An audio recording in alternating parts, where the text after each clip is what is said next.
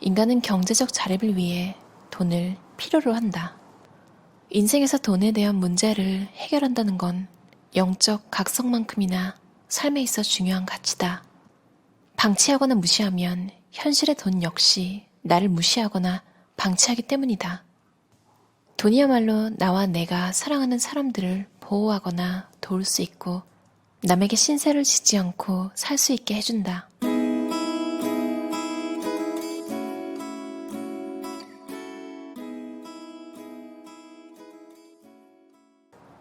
돈은 인격체다. 돈이 사람처럼 사고와 감정과 의지를 지닌 인격체라고 하면 누군가는 받아들이기 힘들어한다. 인격체란 스스로 생각하고 자아를 가진 개별적 실체를 뜻하기 때문이다. 돈은 스스로 생각하지도 움직이지도 않으며 단지 숫자로 이루어졌을 뿐이니 왠지 억지처럼 느껴질 수 있다. 하지만 비즈니스에서는 회사도 인격을 부여받는다. 바로 법인이다. 여기에는 인이 붙는다. 법인은 사람과 동일하게 소송을 하고 소송을 당하기도 하며 하나의 주체처럼 개인과 싸우거나 협의하거나 협력할 수 있다. 돈은 법인보다 더 정교하고 구체적인 인격체다. 어떤 돈은 사람과 같이 어울리기 좋아하고 몰려다니며 어떤 돈은 숨어서 평생을 지내기도 한다. 자기들끼리 주로 가는 곳이 따로 있고 유행에 따라 모이고 흩어진다. 자기를 소중히 여기는 사람에게 붙어있기를 좋아하고 함부로 대하는 사람에겐 패가망신의 보복을 퍼붓기도 한다. 작은 돈을 함부로 하는 사람에게선 큰 돈이 몰려서 떠나고 자신에게 합당한 대우를 하는 사람 곁에서는 자식, 이자를 낳기도 한다. 이처럼 돈은 인격체가 가진 품성을 그대로 갖고 있기에 함부로 대하는 사람에겐 돈이 다가가지 않는다. 이런 돈의 특성 때문에 나는 돈을 인격체라 부른다.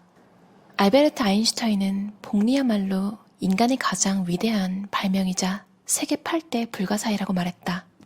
워런 버핏 역시 복리의 혜택을 가장 많이 받은 투자자이며 복리의 도움이 없었다면 지금 자리에 오르지 못했을 것이다. 우리 삶에 자연스럽게 스며들어 가장 큰 영향을 끼친 두 가지가 비누와 복리다. 비누가 발명된 후 개인 위생이 개선되며 인간 수명이 비약적으로 늘어났으며 복리가 발명된 후 부의 이동이 수없이 일어났기 때문이다. 수입이 일정하게 발생한다는 건 그 수입의 질이 비정규적인 수입보다 좋다는 뜻이다. 질이 좋은 돈은 다른 돈을 잘 불러 모으고 서로 붙어 있어도 흩어지지 않는다. 비정규적인 수입은 한 번에 몰려온 돈이라 실제 가치보다 커 보이는 착각을 일으킨다. 그래서 자신이 많은 돈을 벌게 된 줄 알고 사치하고 함부로 사용하게 돼 결국 모으지 못하게 된다. 수입이 일정하지 않다는 말은 또 다른 말로 개인의 재능이나 재주가 많아서 단기간 많은 수입을 얻는다는 뜻이다.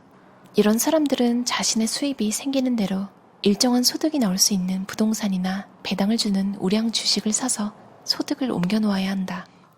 돈이 인격체라는 개념이 굉장히 신선한 것 같아요. 근데 정말로 법인이라는 단어의 인자가 사람 인자잖아요.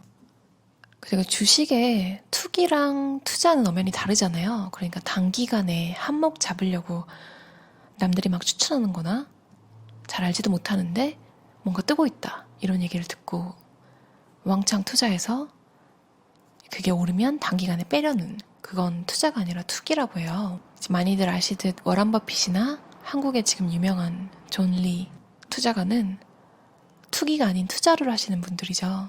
그러니까 매일 체크하거나 너무 동요하지 말라고. 왜냐면 장기간 보는 것들이니까요. 반면에 이제 주식을 부정적으로 얘기하시는 분들은 대부분 투기를 했다가 잃으신 분들이 많은 것 같아요. 여기서 말하는 건 가치 투자에 관한 것이겠죠. 그리고 연예인들이 왜 그렇게 식당을 차리고 뭐 건물을 사나 이런 생각을 했는데 이게 어떻게 보면 안정적이어 보이지만 인지도가 생겼으니까 모르는 일이잖아요. 그래서 돈이 생겼을 때 안전한 부동산 같은 것에 투자를 해놓는 것 같아요. 내가 존중받으려면 먼저 존중해야 하듯 내 돈이 존중받으려면 남의 돈도 존중해줘야 한다. 나는 100% 내 지분으로 돼 있는 회사일지라도 회사 용도에 맞는 경우에만 법인카드를 사용한다. 그리고 내 회사 매장에 가도 반드시 돈을 지불하고 물건을 구매한다. 세금은 내 돈이지만 동시에 남의 돈이다. 합법적인 절세는 내 자산을 보호하는 일이지만 탈세는 남의 돈을 훔치는 일이고 남의 돈을 함부로 하는 행위다. 남의 돈을 함부로 하지 않을 때 내 돈도 함부로 취급받지 않는다. 전 이걸 읽으면서 샘이 흐린 사람들, 제가 살아오면서 만났던 본인이 돈 내는 것에만 샘이 흐린, 항상 덜 내죠. 그런 사람들은 그 작은 일에서부터 저에게 신뢰를 잃었잖아요. 뭐 어쩌면 그쪽에서 먼저 저를 중요하게 생각했지 않기 때문에 그렇게 다시 안 볼 사람처럼 돈을 뭐 덜 내거나 되게 기분이 이상하게 만드는 계산법을 쓴 걸 수도 있겠지만, 그런 작은 일에서 신뢰를 잃은 사람들은 나중에 저도 그 사람들에게 뭔가를 도와줄 마음이 크게 생기지 않겠죠. 이 내용이 참 공감이 갔어요. 빨리 부자가 되려면 빨리 부자가 되려 하면 안 된다. 자수성가의 길을 걷는 사람이라면 나이 40에 부자가 되는 것도 너무 빠르다. 20대나 30대에 빨리 부자가 된 젊은이들 중에 그 부를 평생 가져갈 수 있는 사람은 손에 꼽을 정도다. 그래서 부자가 되기에 가장 좋은 나이는 50세 이후이다. 돈을 버는 기술과 돈을 모으는 능력, 돈을 유지하는 능력, 돈을 쓰는 능력을 골고루 배우려면 나이 50도 버거운 것이 사실이다. 이 네 가지 능력은 잘 차려진 밥상에 내 다리에 해당한다. 이 중에 하나라도 길이가 짧거나 없으면 음식이 많이 차려지는 그 어느 때 와장창 무너지기 마련일 테니 말이다. 빨리 부자가 되려는 마음을 버리고 종잣돈을 마련해 복리와 투자를 배우고 경제 용어를 배워 금융 문맹에서 벗어나야 한다. 자리에 없는 사람을 하대함으로써 자신을 결코 높일 수 없고, 다른 사람의 관심사에 관심이 없으면 그의 운은 더 이상 발현될 수 없다. 말을 줄이고 남의 이야기를 경청해야 한다. 이런 사람은 누구에게라도 깊은 애정과 신용을 얻는다. 애정과 신용은 없는 운도 만들어낸다. 인간의 마음은 말에 나타나고 말에 정이 없으면 남을 감동시키거나 바꿀 수 없다. 사람은 마음이 오고 간 후에 이론과 논리가 더해질 뿐이다. 우리는 어떤 사람이 말을 잘하거나 논리적이라고 존경하지 않는다. 그에게 진정성이 보일 때 그의 생각과 뜻이 나와 달라도 존중을 하게 된다. 말은 그 사람의 마음이 내보내는 냄새다. 마음의 냄새가 향기인지 악취인지는 표현하는 언어를 통해 알게 된다. 행운도 행복도 좋은 향을 따라다닌다. 반복되는 운은 실력이고 반복되는 실패는 습관이다. 주식은 파는 것이 아니라 살 뿐이라는 생각을 가져야 한다. 배당이 나오는 주식이라면 평생 팔지 않아도 된다. 내가 산 주식이 사자마자 빨리 오르면 좋은 일이 아니다. 오래 천천히 길게 올라야 한다. 그래야 내가 돈을 더 모아서 그 좋은 주식을 더 가질 수 있기 때문이다. 음식과 주거가 해결되지 못할 정도로 가난한 상태가 아니라면 누구든 저축을 하고 재산을 모아 투자도 해서 부자가 될 수 있다. 단언컨대 신용카드를 사용하는 사람, 물건을 부주의하게 매번 잃어버리는 사람, 작은 돈을 우습게 아는 사람, 저축을 하지 않는 사람, 투자에 대해 이해가 없는 사람은 절대 부자가 되지 못한다. 부는 그런 사람에게 우연히 들렀어도 순식간에 돌아서 나온다. 절대로 미래 소득을 가져다 현재에 쓰면 안 된다. 신용카드를 잘라버리고 직불카드를 사용해야 한다. 신용카드사에서 주는 포인트는 잊어버려라. 그건 신용카드사가 그냥 선물로 주는 것이 아니다. 포인트의 핵심은 더 사용하기와 포인트 수집용 구매다. 포인트를 모은다는 장점을 이용해서 필요 없는 소비를 늘리고 포인트를 얻기 위해 구매하는 방식으로 소비자를 현혹한다. 가난은 생각보다 훨씬 더 잔인하다. 많은 사람이 돈보다는 자유를 원한다고 말한다. 삶의 가치를 유지하기 위해 자유가 필요하기 때문이다. 하지만 현대 경제사회의 틀 안에서는 자유를 얻으려면 막대한 돈이 필요하다. 안정된 직장으로는 부족하다. 사업체는 수시로 변하고 어떤 대기업도 오는 앞을 내다보지 못한다. 삶의 가치를 유지한다는 것은 지금 이 순간뿐만 아니라 내 인생 전체에 걸쳐 이뤄져야 한다. 또한 나는 부족함이 없고 검소함에 만족해도 가족, 배우자, 자식의 삶의 가치는 다를 수 있다. 내 삶의 가치를 다른 가족에게 강요해서는 안 된다. 가난을 겪어보지 않은 사람은 가난이 얼마나 무서운지 짐작도 못한다. 마음의 가난은 명상과 독서로 보충할 수 있지만 경제적 가난은 모든 선한 의지를 거두어가고 마지막 한 방울 남은 자존감마저 앗아간다. 빈곤은 예의도 품위도 없다. 음식을 굶을 정도가 되거나 거처가 사라지면 인간의 존엄을 지킬 방법이 없다. 빚을 짓는 일이라도 생기면 하루는 한 달처럼 길고 한 달은 하루처럼 짧아진다. 매일매일 배는 고픈데 빚 갚는 날은 매달 날아오기 때문이다. 또한 가난은 가족의 근간을 해체시킬 수 있다. 가난이 길어지면 오히려 탐욕이 생기며 울분이 쌓이고 몸에 화가 생기며 건강을 해치게 된다. 삶이 어려워진 사람은 마음의 여유와 평정을 유지하기가 힘들다. 객관적인 시각을 갖기 힘들고 쉽게 상처를 받고 불평과 원망이 늘어나면서 인간관계가 부서진다. 와, 이 책에 보면요, 이제 가족의 욕구를 무시하면 안 된다고 적혀 있잖아요. 저 솔직히 아무 생각 없이 그냥 이 책이 대여를 하길래, 대여는 좀 저렴하거든요, 사는 것보다. 베스트셀러이기도 하고 궁금해서 봤는데, 이거는 자기계발서, 그러니까 딱히 돈에 관련된 게 아니라도 인생 전반에 걸쳐서 굉장히 좋은 책이라는 느낌을 받았어요. 이효리 씨가 혼자 다 가게를 책임졌다고 하잖아요. 이 책에 어떤 내용이 나와 있냐면요. 돈이 얼마가 있을 때, 그러니까 어느 정도 성공을 했을 때 누구까지 챙겨야 되는지, 가족, 친척, 뭐 이런 선물까지 어떻게 해야 하는지 나와 있어서, 와, 이분은 정말 뭘 해도 성공하셨겠다, 이런 생각이 들었어요. 돈뿐만 아니라 사람의 마음을 다독이고 사람의 마음을 알아서 어떻게 먼저 배려할지 항상 생각하시는 분이라는 생각이 들었어요. 그리고 나이가 있으신 분이기 때문에 옛날 얘기도 많이 나오거든요. 1971년 7월 당시 한국 신탁은행 광고에 나온 이자율은 25.2%다. 25.2%라고요?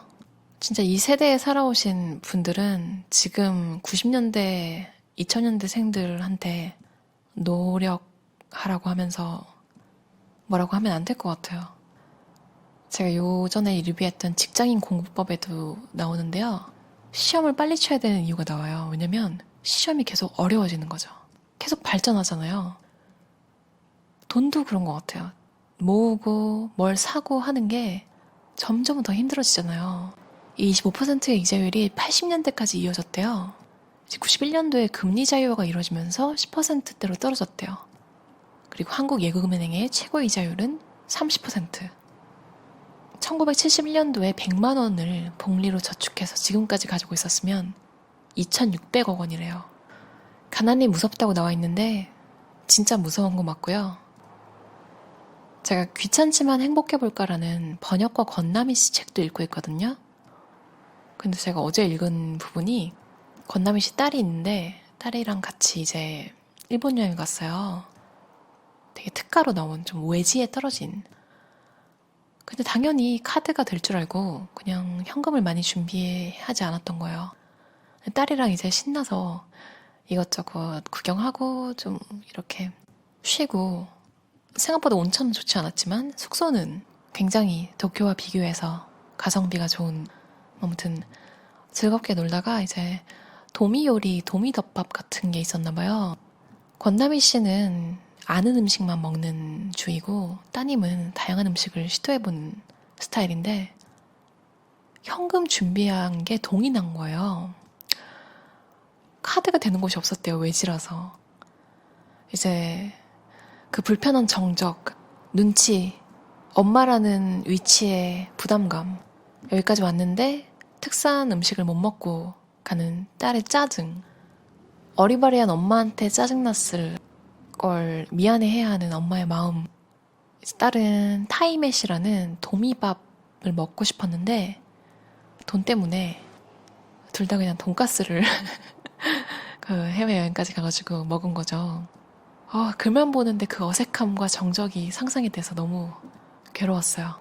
근데 권나미 씨가 적은 말이 뭐 어떻게 그럴 수 있냐 뭐 이런 것도 아니에요. 그냥 바로 역시 지갑에 돈이 없으면 싸움이 난다. 그냥 당연한 일이라고 생각한 거죠. 공항에서 또 계속되고 집에 와서도 며칠 동안 말을 안 했대요. 그 후로 그 여행지에 관한 이야기는 하지 않습니다.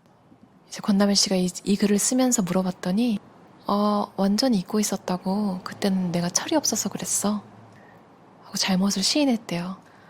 이거는 좋게 끝났잖아요. 우스갯소리로. 그러니까 지금은 글로도 쓰실 정도로 가볍게 에피소드로 남았는데 밥 한 끼의 문제가 아니라 삶에 꼭 필요한 것들이 저렇게 결핍이 된다고 생각해보면 밥 하나로 저렇게 가족 간의 정적이 계속되고 말을 안 하는 일이 벌어졌는데 가난은 정말 무서운 거 맞아요. 여러분도 아마 다들 사연이 있을 텐데요. 제가 돈을 버는 이유는 제 한 몸, 제 스스로 살아가면서 남한테 피해를 주지 않기 위해서, 그리고 제가 사랑하는 사람들, 사랑하는 저의 고양이 아프거나 무슨 일이 생길 수 있잖아요. 그럴 때 돈 때문에 고민하고 싶지 않다 이런 생각을 했어요. 여러분이 돈을 모으거나 돈을 또 모으고 싶은 이유는 뭔가요? 사실 다들 성공하고 싶어 하지만 그 목표는 소중한 사람들과 좋은 삶을 살기 위해서래요. 그것과 그리고 목표를 달성하는 것의 밸런스를 잘 맞추는 게 좋은 삶을 사는 방법이 아닐까 생각이 드네요. 그럼 들어주셔서 감사합니다. 편안한 밤 보내세요.